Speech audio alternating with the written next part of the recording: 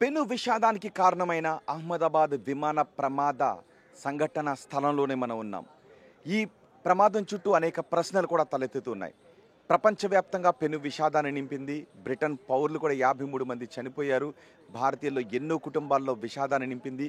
241 మంది ఈ పాసెంజర్స్ చనిపోయారు.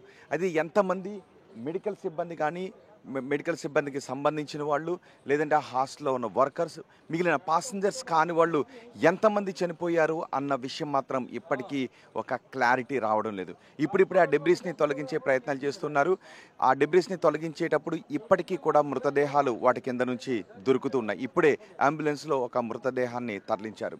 సో ఈ విమాన ప్రమాదానికి సంబంధించి ఇప్పటికీ చాలా ప్రశ్నలు వస్తున్నాయి. ఆశ్చర్యకరమైన ఘటన ఏంటి అంటే, రమేష్ విశ్వాస్ ఎలా బతికాడు ఇంత పెద్ద ప్రమాదం నుంచి అని. ఆ చుట్టుపక్కల ఉన్నవాళ్ళు, ఆ చుట్టుపక్కల ఉన్న కార్లు తగలబడిపోయాయి. కానీ రమేష్ మాత్రం ప్రస్తుతం బతికి ఆ ప్రమాదం నుంచి తనకు తానుగా, మనం ఏదో సినిమాలో చూస్తుంటుంటాం, టెర్మినేటర్ లాంటి సినిమాల్లో తనకు తానుగా మళ్ళీ నడుచుకుంటూ రావటం, తనకు తానుగా నడుచుకొచ్చి అంబులెన్స్లోకి వెళ్ళటం, ఇప్పుడు ఆసుపత్రిలో చికిత్స పొందుతూ ఉండటం, ఇవన్నీ ఆశ్చర్యాన్ని కలిగిస్తున్నటువంటి ఘటన. పెను విషాదంలో ఈ ఘటన ఆశ్చర్యాన్ని కలిగిస్తుంది. అయితే ఇప్పటికీ మృతులు ఎంతమంది? పాసెంజర్లు 241 మంది చనిపోయారు. మొత్తం మృతులందరూ కూడా మిగిలిన వాళ్ళతో కలిపి 274 అని చెప్తున్నారు. కానీ ఆసుపత్రి వర్గాలు మాత్రం ఇప్పటివరకు మృతుల సంఖ్య ఎంత అనేది స్పష్టంగా ప్రకటించలేదు. గుజరాత్ ఆరోగ్య శాఖ మంత్రి కూడా ఈ విషయం గురించి, హాస్పిటల్కి సంబంధించిన వాళ్ళు, బయట వాళ్ళు, గ్రౌండ్లో ఉన్న వాళ్ళు ఎంతమంది చనిపోయారు అనే విషయం గురించి ఇప్పటి వరకు స్పష్టంగా ప్రకటించలేదు. ఎందుకు అనే ప్రశ్నలు తలెత్తుతున్నాయి. అంతేకాదు ఇక్కడ గుజరాత్లో పోలీసులు, అధికారులు అంతా కూడా కొంచెం దాపరికంగా మనకి కనిపిస్తూ ఉన్నారు. మీడియాను పూర్తిగా అలౌ చేయడం లేదు, అక్కడికి దగ్గరికి వెళ్ళనివ్వడం లేదు. ఎవరైనా ఏడుస్తూ వాళ్ళ కుటుంబీకులు, ఈ ప్రమాదంలో చనిపోయిన వాళ్ళ కుటుంబీకులు ఏడుస్తూ ఇక్కడికి వస్తే వెంటనే తీసుకువెళ్ళిపోతున్నారు. కనీసం వాళ్ళని మీడియా ముందు కూడా రానివ్వడం లేదు. డాక్టర్లను కూడా ఏమీ మాట్లాడనివ్వడం లేదు. ఇంత గోప్యత ఎందుకు పాటిస్తున్నారు అనేది కొంత అనుమానాలను కూడా వ్యక్తం చేస్తుంది. అర్థం కానటువంటి ప్రశ్న.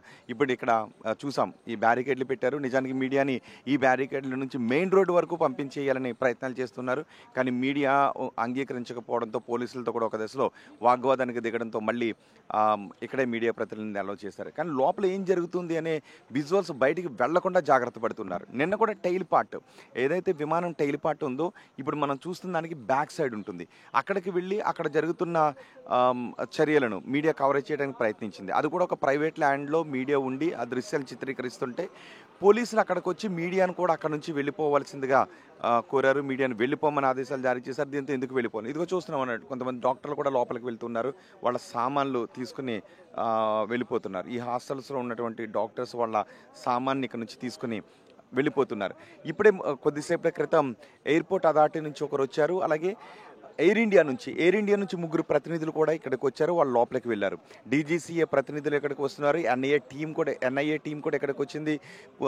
దర్యాప్తు చేస్తున్నారు. ఎవరికి వాళ్ళు ఏ ఇన్వెస్టిగేషన్ ఏజెన్సీకి సంబంధించి వాళ్ళు శాంపిల్స్ కలెక్ట్ తీసుకుని వెళ్ళి ఈ ప్రమాదానికి కారణం ఏంటని విశ్లేషించే పనిలో ఉన్నారు. మరోవైపు బ్లాక్ బాక్స్ కూడా దొరికింది. బ్లాక్ బాక్స్లో పైలట్ మాట్లాడిన మాటలు కూడా బయటకు వచ్చాయని చెప్తున్నారు. మేడే మేడే మేడే అని 3 సార్లు అన్నాడు పైలట్. పవర్ ఆఫ్ అయిపోయింది, థ్రస్ట్ క్రియేట్ కావడం లేదు, విమానం కిందకి వెళ్ళిపోతుంది అంటూ పైలట్ మాట్లాడిన మాటల గురించి కూడా చెబుతున్నారు. సో ఇంకా బ్లాక్ బాక్స్లో ఏముంది, డేటాను మొత్తం అంతా కూడా డీకోడ్ చేస్తున్నారు. అయితే ఎందుకు కొంత గోప్యత పాటిస్తున్నారు మరణాల విషయంలో? ఎయిర్ ఇండియా ప్రకటించే 241 మంది, అది కూడా బయటికి తెలిసిపోతుంది కాబట్టి ఒకే ఒకరు బతికారు కాబట్టి ఆ డెత్ని నంబర్ని కన్ఫర్మ్ చేశారు. మిగిలిన విషయాల్లో మాత్రం ఎందుకు కొంత గోప్యత పాటిస్తున్నారు అనే విషయం మాత్రం అర్థం కావట్లేదు. ఇప్పుడు మనం చూస్తున్నాం, ఆ గోడ అవతల ఉన్న debris, engine part, front part అంతా కూడా అక్కడే పడిపోయింది. ఆ పార్ట్స్ని తీసినప్పుడు ఇప్పుడు మనం ఉన్నాం కదా, ఇక్కడికి స్మెల్ కూడా వస్తుంది, ఆయిల్తో కూడిన స్మెల్ వస్తుంది. లోపల నుంచి ఆ పార్ట్స్ అన్ని కూడా తీస్తూ ఉన్నారు. అండ్ బోయింగ్ సంస్థ ప్రతినిధులు కూడా ఇక్కడికి వచ్చారు. నిజానికి బోయింగ్ సంస్థ మరోసారి ఇప్పుడు పెద్ద ఎత్తున విమర్శలు ఎదుర్కొంటుంది.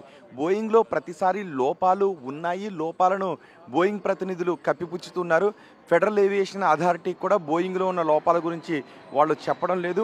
అంటే నిజానికి ఒకే తరహా పని కోసం ఉపయోగించే ఏదైనా ఒక వస్తువు కొన్ని ఉపయోగాల తర్వాత, కొంత యూజెస్ తర్వాత దానిలో సహజంగా తలెత్తేటటువంటి లోపాలు ఏంటి అనే విషయంలో ఎన్నాళ్ళకు ఆ లోపాలు తలెత్తే అవకాశం ఉంటుంది, ఆ లోపాలు ఏంటి అనే వాటి విషయంలో బోయింగ్ కొంత దాపరికాన్ని ప్రదర్శిస్తోంది అనే విమర్శలు కూడా ఉన్నాయి. కానీ డ్రీమ్ లైనర్ మాత్రం అలా కాదు, ఇది అత్యాధునిక విమానం అని కంపెనీ చెబుతున్నప్పటికీ కంపెనీలో పనిచేసే ఒక ఇంజనీర్ కూడా దానిపై గతంలో కొన్ని ఆరోపణలు చేశారంటూ విమర్శలు వచ్చాయి. ఇప్పుడు బోయింగ్ వైపే అందరూ వేళ్లు పెట్టి చూపిస్తున్న నేపథ్యంలో, బోయింగ్ పై విమర్శలు వస్తున్న నేపథ్యంలో బోయింగ్ టీం కొద్దిసేపటి క్రితం అహ్మదాబాద్కు వచ్చింది. ఆ బోయింగ్ టీం ఇక్కడికి రాబోతుంది, క్రాష్ సైట్కి రాబోతుంది. ఇక్కడికి వచ్చిన తర్వాత వాళ్ళు ఈ ప్రమాదానికి కారణాలు ఏంటి, బోయింగ్ విమానంలో ఏదైనా లోపాలు ఉన్నాయనేది వాళ్ళు కూడా విశ్లేషిస్తున్నారు. ఇప్పటికీ ఒక కమిటీని, భారత ప్రభుత్వం కమిటీని కూడా వేసింది. బోయింగ్ విమానాలు ఏమైనా లోపాలు ఉన్నాయా టేకాఫ్ సమయంలో కానీ, ల్యాండింగ్ సమయంలో కానీ, లేదంటే నిర్ణీత సమయంలో కంటిన్యూస్గా ఫ్లై అవుతున్నప్పుడు ఆ సమయంలో ఏదైనా లోపాలు తలెత్తే అవకాశం ఉందా, కొంత యూజెస్ తర్వాత కొన్ని ఇయర్స్ ఉపయోగించిన తర్వాత ఏదైనా ప్రమాదాలు తలెత్తే అవకాశం ఉందా, వీటన్నిటిపైన ఇన్వెస్టిగేషన్ చేస్తూ ఉన్నారు, విచారణ చేస్తున్నారు. సో ఆ విచారణలో బోయింగ్కి సంబంధించి ఎటువంటి సంచలన విషయాలు బయటకు వచ్చే అవకాశం ఉంటుందనేది మాత్రం తేలాల్సి ఉంది. మరోవైపు ఇప్పటి వరకు 31 మృతదేహాలు DNA టెస్టులు మ్యాచ్ అయ్యాయని చెప్తున్నారు ఆసుపత్రి వర్గాలు. ప్రతి 2 గంటలకి కూడా ఒక బులెటిన్ విడుదల చేస్తామని చెప్తున్నారు. 31 బాడీస్కి సంబంధించి DNA మ్యాచ్ అయింది. 12 మృతదేహాలను అప్పగించామని చెప్తున్నారు. ఇంతకుముందు మనం అక్కడ నుంచి వచ్చేటప్పుడు ఒక మృతదేహాన్ని అప్పగించడానికి ప్రాసెస్ జరుగుతుంది. ఆ ప్రాసెస్ కూడా ఎక్కువ సమయం పడుతుంది. దానికి సంబంధించిన ఫార్మాలిటీస్ కూడా చాలా ఎక్కువగా ఉంటాయి కాబట్టి ఎక్కువ సమయం పడుతుంది. బహుశా ఇప్పుడు ఒక మృతదేహాన్ని అప్పగించుండొచ్చు, అంటే బహుశా ఇప్పటికి ఒక 13 మృతదేహాలని అప్పగించుండొచ్చు. బహుశా అక్కడ ఒక యాక్టివిటీ జరుగుతుంది. ఎస్, మనకు కనబడుతున్నారు కదా, 3 కనబడుతున్నారు. వాళ్ళు ఎయిర్ ఇండియా నుంచి వచ్చారు ఇక్కడికి. ఎయిర్ ఇండియా నుంచి వచ్చారు, పోలీసులు ఆపారు వాళ్ళని. వాళ్ళు మేము కొంత పరిశోధన కోసం వచ్చాము ఎయిర్ ఇండియా నుంచి అని వాళ్ళ మెడలో ఉన్న ఐడి కార్డ్స్ని కూడా చూపించారు. సో దట్ వాళ్ళు వెళ్ళి పరిశీలించి వచ్చారు. సో ఇప్పుడు ఆల్రెడీ బోయింగ్ ప్రతినిధులు కూడా వచ్చారని చెప్తున్నారు. బోయింగ్ ప్రతినిధులు కూడా ఇక్కడికి వచ్చే అవకాశం ఉంది. ఇప్పుడు మనకి నడుచుకుంటూ వస్తున్న టీం, వీళ్ళు ఎయిర్ ఇండియా నుంచి వచ్చిన టీం. ఎందుకు వచ్చారు, లోపలికి వెళ్ళి ఏం పరిశీలించారు అనేది కూడా తేలాల్సి ఉంది. సో మరోవైపు మనం మార్చరీ దగ్గర చూస్తే, మార్చరీ దగ్గర ఇప్పటివరకు కేవలం 31 మృతదేహాలకు సంబంధించిన DNA మాత్రమే మ్యాచ్ అయింది. ఇటు విజయ్ రూపానీ DNA కూడా మ్యాచ్ కాలేదు. విజయ్ రూపానీ DNA పరీక్షలు కూడా చేస్తూ ఉన్నారు. బహుశా ఈరోజు సాయంత్రానికో రేపటికో విజయ్ రూపానీ దేహాన్ని వాళ్ళ కుటుంబ సభ్యులకు అప్పగించే అవకాశం ఉంటుంది. గుజరాత్ మాజీ ముఖ్యమంత్రి. ఇప్పుడు ఎయిర్ ఇండియా టీం వస్తుంది కాబట్టి ఒకసారి మనం కూడా వాళ్ళతో మాట్లాడే ప్రయత్నం చేద్దాం. ఏం చెప్తారో, లోపలికి వెళ్ళి ఏం పరిశీలించి వచ్చారు అనే విషయం గురించి ఎయిర్ ఇండియా నుంచి వచ్చిన టీం ఏం చెప్తారో మనం చూద్దాం. ఎయిర్ ఇండియా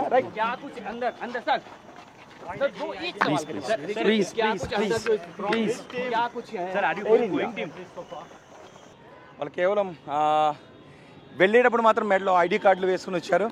ఇక్కడికి వచ్చిన తర్వాత ఐడి కార్డులు తీసేసే బయటకు వెళ్తూ ఉన్నారు, కానీ ఏం చెప్పడం లేదు. సో వాళ్ళు ఏం పరిశీలించారు అన్నది కూడా తెలియడం లేదు. బహుశా వెళ్ళిపోతున్నారు. వాళ్ళు ఏం డేటా రికార్డ్ చేశారన్నది కూడా చెప్పడం లేదు వాళ్ళు. మరికొద్దిసేపట్లో ఇక్కడికి బోయింగ్ టీం కూడా వచ్చే అవకాశం ఉంటుంది. సో అందరూ కూడా గోప్యత పాటిస్తున్నారు. ఈ గోప్యత ఎందుకు పాటిస్తున్నారు అన్నది అర్థం కావడం లేదు. అండ్ కంప్లీట్ మరణాల సంఖ్య, విమానంలో మరణించిన వాళ్ళ సంఖ్య 141 అని చెప్తున్నారు.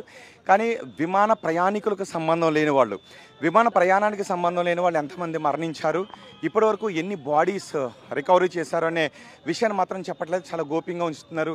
ఎందుకు ఈ గోప్యంగా ఉంచుతున్నారు అనేది తేలాల్సిన విషయం. మరోవైపు టీంలన్నీ కూడా వస్తున్నాయి, లోపలికి వెళ్తున్నాయి, శాంపిల్స్ కలెక్షన్ చేస్తున్నాయి. మరి చూద్దాం ఈ విమాన ప్రమాదానికి కారణాలు ఏమని చెప్తారు. ఇప్పటికే కేంద్ర ప్రభుత్వం ఒక విచారణ సంస్థను కూడా వేసింది. 3 నెలల్లో గడువుతో విచారణ కమిషన్ వేశామని చెబుతూ ఉన్నారు. సో ఏం తెలుస్తారు, విమాన ప్రమాదానికి కారణాలు ఏమని తెలుస్తారు. ఇటు పైలట్ తప్పిదం ఏమైనా ఉందా, ఫ్యూయల్ కంటామినేషన్ ఏమైనా ఉందా, లేదంటే బోయింగ్ విమానంలో ఏమైనా లోపాలు ఉన్నాయా, ఏం జరిగింది అనే విషయం గురించి విచారణలో ఏం తేలుతుంది అనేది చూద్దాం.